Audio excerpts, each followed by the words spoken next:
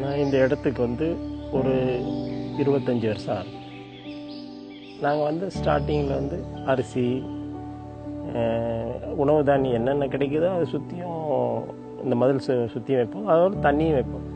அப்போல்லாம் சிட்டுக்குருவியும் அணில் இப்படி எல்லா உயிரினங்களும் வந்து சாப்பிட்டு இருந்தது.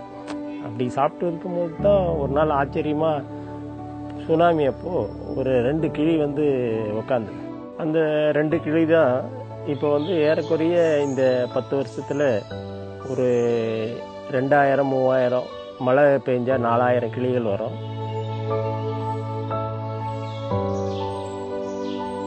இப்போ காலையில் நான் வந்து 4:30க்கு ஷார்ப்பாக எழுந்துடணும். அரிசி ரெடி பண்ணுறதுக்கு ஒரு 1/2 hour ஆகிடும். அதுக்கு மேலே ஒவ்வொரு பலகையாக வச்சுட்டு அரிசியை ஒரு 14 பலகை இருக்கும்.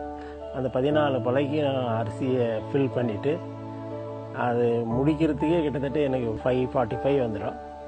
அப்போ கரெக்டாக 6 o'clock வந்து எல்லாமே வந்து ஆஜராயிடும்.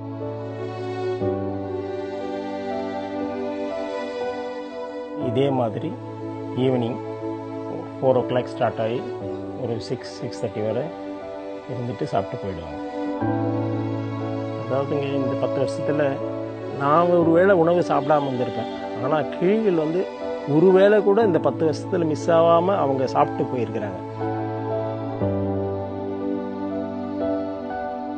சேவைன்றது வந்துமா போதுன்ற மனப்பான்மை ஒவ்வொரு மனிதனுக்கு வந்துட்டாவே சேவை செய்யணுன்ற ஒரு மனப்பான்மை வந்துடும். இது ஒரு அன்பு தான். இதுக்கு வந்து அந்த அன்பு தான் சேவையாக மாறுது. நான் ஒரு கேமரா மெக்கானிக்குங்க. அந்த கேமரா மெக்கானிக் தொழிலில் வர வருவாயில் ஒரு 40% இதுங்களுக்கு செலவு பண்ணி ஃபேமிலிக்கு செலவு பண்ணி அப்படி போயிட்டு இருக்குது ஹாப்பியாக. அதாவது அன்புன்றது ஒன்று தான்மா. அன்பு வந்து நம்ம வந்து ஒவ்வொருத்தருக்கும் ஒவ்வொரு விதமாக நம்ம காட்டக்கூடாது. ஒரு உயிரினங்களுக்கு சரி, நம்ம வீட்டில் இருக்கிற பர்சனுக்கும் சரி, அன்பு வந்து ஒரு சரியாக தான் காட்டணும். அன்பு தான் வாழ்க்கை. அன்பு சார்ந்த வாழ்க்கை தான் வாழ்க்கை. அந்த வாழ்க்கையை வாழ்கிறது தான் எல்லாருடைய கடமையும், என்னுடைய கடமையும், உங்களுடைய கடமையும். அதை நீங்கள் ஃபாலோ பண்ணுங்கள்.